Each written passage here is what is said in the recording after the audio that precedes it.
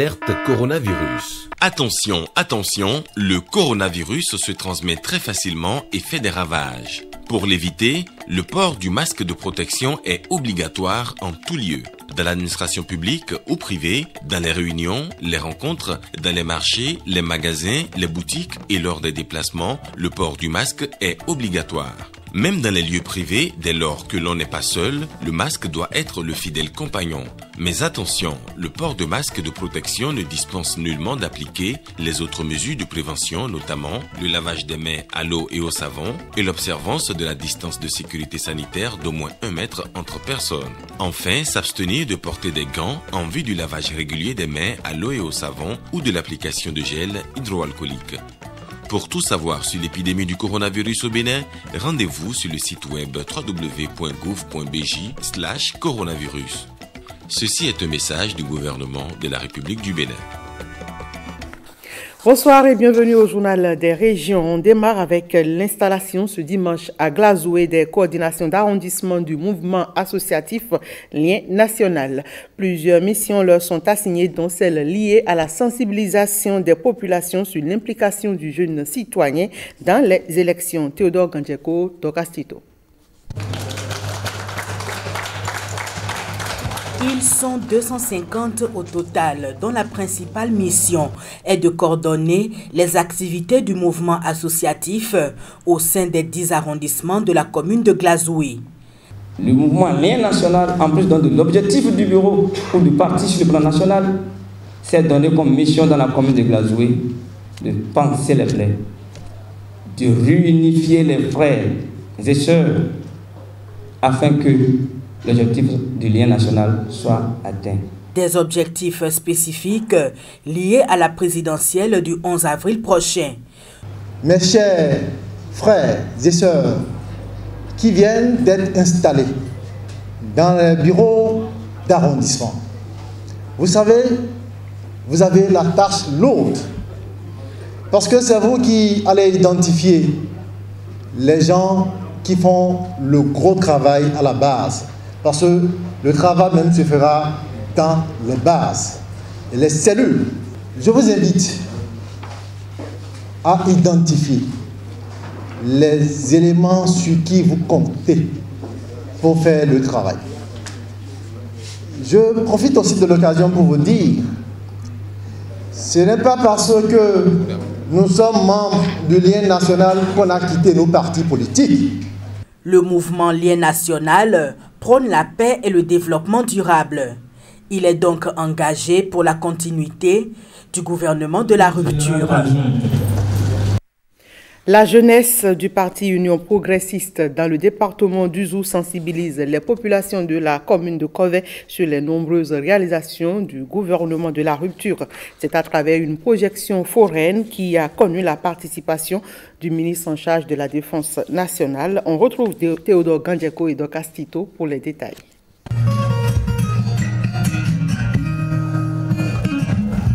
Nous voici à la centrale thermique dual fuel de Maria-Gleta 2.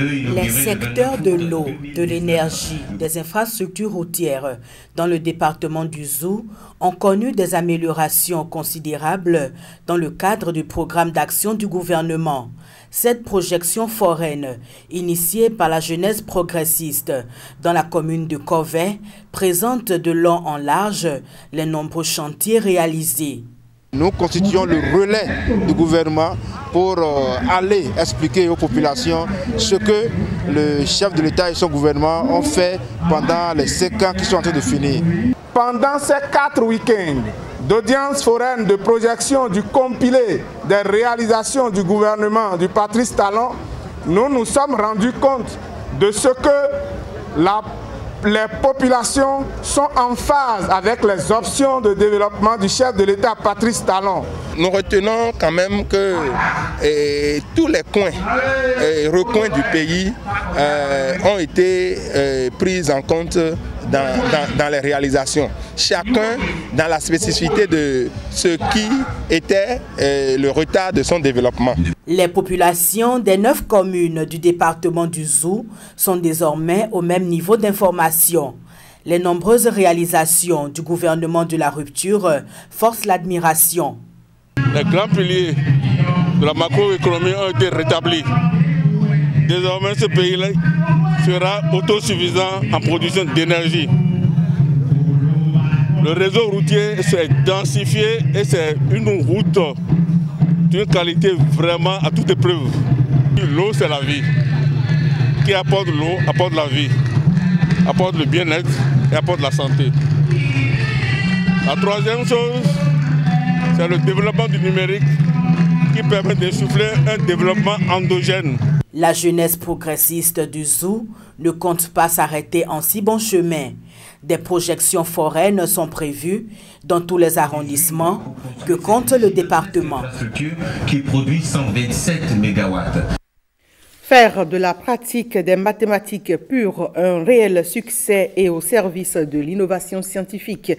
C'est l'objectif de la rencontre du 18 au 30 janvier 2021 à l'IMSP d'Angbo des doctorants et experts en mathématiques. Il s'agit de l'école de mathématiques africaines géométriques de l'information et analyse stochastique.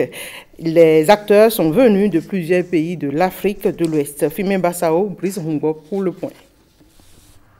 Des étudiants en master, mais aussi des doctorants en mathématiques venus de plusieurs pays de la sous-région ouest africaine pour recevoir des enseignements en matière de géométrie, de l'information et analyse stochastique. L'école est organisée et financée par le Centre de mathématiques pures et applications en partenariat avec d'autres écoles. La détermination de tous avait fait preuve, tout en prenant une part active aux enseignements que vous venez de recevoir en matière de géométrie, de l'information et analyse stochastique, démontre votre degré d'engagement à servir par vos apports scientifiques futurs l'avancée de la recherche, et qui dit recherche ou science parle forcément de développement d'un pays.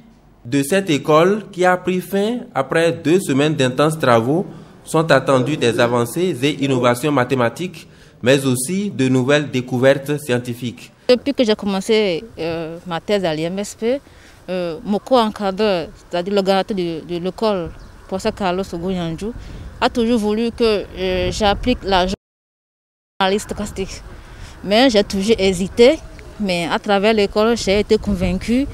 Et effectivement, je pense que après ma thèse, je vais me lancer dans la géométrie de l'information appliquée à l'analyse stochastique. La géométrie de l'information. Et je compte bientôt vraiment me lancer dans ce domaine. En gros, nous avons fait 7 cours dans l'EMA. Et ça nous a beaucoup permis d'acquérir de nouvelles connaissances en géométrie de l'information. Aussi, je profite de dire que c'est la première fois que je suis venu ici au Bénin. C'est un pays que j'aime beaucoup. Les travaux de l'école ont pris fin et les regards sont désormais tournés vers ces nouveaux aspirants pour d'autres innovations et découvertes scientifiques. Célébration samedi dernier à Abomey de la première édition de la fête identitaire de la famille Béhanzin.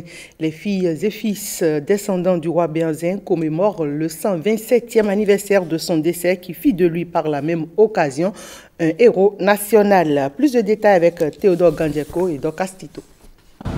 Béhanzin fut ainsi invité pour participer officiellement. Une messe d'action de grâce en mémoire du roi Alexandre Béhanzin, ce héros national du royaume du Dahomey, Abomey, né en 1845 et décédé en 1906 à Alger.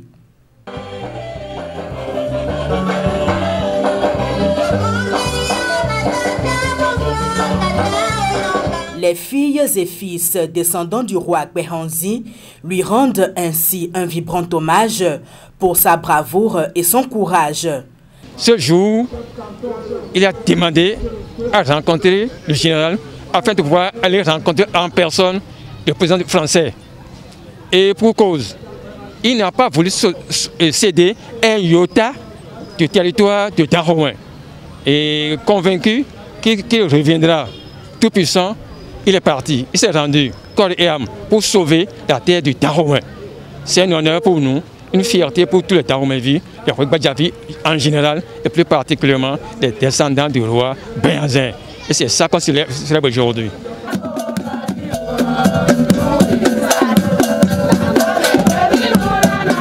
Une célébration en hommage au roi Béanzin, mais aussi à l'endroit de son fils Wanilo, exilé avec son géniteur.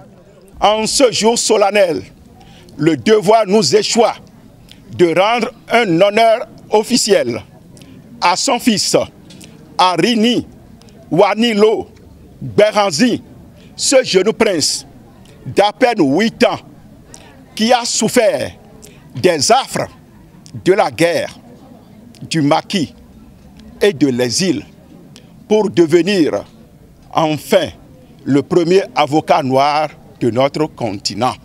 Fils du roi Dadaglele Kinikini, le roi Béanzin était d'abord connu sous le nom d'Aroponu, puis de Prince Kondo à partir de 1875. Il est traditionnellement reconnu comme le 12e roi d'Abomey, en ne tenant pas compte du règne du roi Adandozan. Du sport à présent, les Panthères de Djougou se sont imposés au stade à Tchoukouma sur la marque 1-0 face au Real Sport de Parakou. Les deux clubs du Septentrion s'affrontaient ce week-end à l'occasion du match inaugural de la Ligue Pro dans la zone à Patrick Ayaji et Évariste Zomanou reviennent sur le film de la rencontre à travers ce reportage. Coup d'envoi de cette explication entre les Panthères de Djougou et Real Sport de Parakou. 2 buts réussis pour les Panthères de Djougou dans la chaudière d'Atchoukouma. Les jeunes pourtant mis à rude épreuve en début de partie ont saisi la clé du match. 25e minute de jeu, Karim Yaya est fauché. C'est un penalty sifflé par Issa Mohamed. Les Panthères de Djougou ont l'occasion plus que jamais de prendre l'ascendant dans cette partie. Abdullah Salama Ahmed face à David Nguessa. Abdullah Salama Ahmed. L'ouverture du score. L'ouverture du score ici au stade Atchoukouma de Djougou. But intervenu à la 28e minute de jeu. Sur un penalty, un contre-pied parfait. Certes, Atchoukouma peut donc exulter sur l'unique réalisation de la partie, mais les deux équipes ont encore du pain sur la planche. C'est le début du championnat, mais je pense que tout le monde a vu ce que le Real a envoyé ce soir-là. C'est pas mal dans nos côtés. C'est le premier sorti, mais la route est loin. On sait qu'on va arriver. Les joueurs vont reprendre petit à petit. C'est pas facile pour démarrer le championnat comme ça. On sait que c'est nos meilleurs joueurs, mais on a les joueurs aussi qui sont capables de faire le travail. C'est par rapport à ça, on n'est pas le stade dans nos équipes. Tout le monde peut jouer. On respecte l'adversaire, mais aussi on ne peut pas accuser l'arbitrage. Tout le monde est là, mais ça va aller. En championnat, le tout premier match, c'est une finale d'une coupe. Ça se gagne, ça ne se joue pas. Parce que coûte que coûte, il faut entrer dans la compétition de la bonne manière. Et de la bonne manière en championnat, c'est les 3 points qui sont importants. L'adversaire, dans un premier temps, dans les 15 minutes, on a essayé de l'observer parce que nous, je peux dire, c'est notre premier match test. Il faut observer les joueurs, savoir qui est capable de quoi. C'est pourquoi, dès les toutes premières parties, on s'est dit qu'il faut observer un rang d'observation. Non, ça, avec la manière, comment vous allez la retrouver? Non, ça, c'est un secret personnel. On saura comment faire pour qu'on puisse retrouver la victoire avec la manière. Ça, c'est très, très, très important pour moi. Les léopards locaux s'en sortent bien avec la 2e place de la poule A, contrairement au Real Sport de Parakou, qui partage désormais la dernière place avec l'AS Takounais de Kandji. Et c'est tout pour ce 19h que vous pouvez retrouver sur notre plateforme www.wtb.bj. Merci mesdames, messieurs pour votre aimable attention.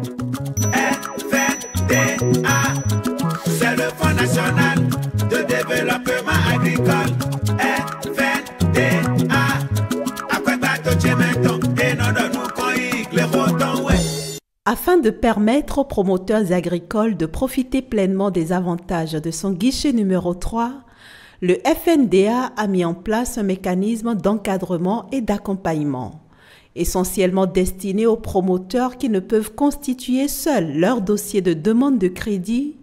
Ce mécanisme intègre les promoteurs qui sont déjà accompagnés par les projets-programmes en activité dans le secteur agricole. Tous les programmes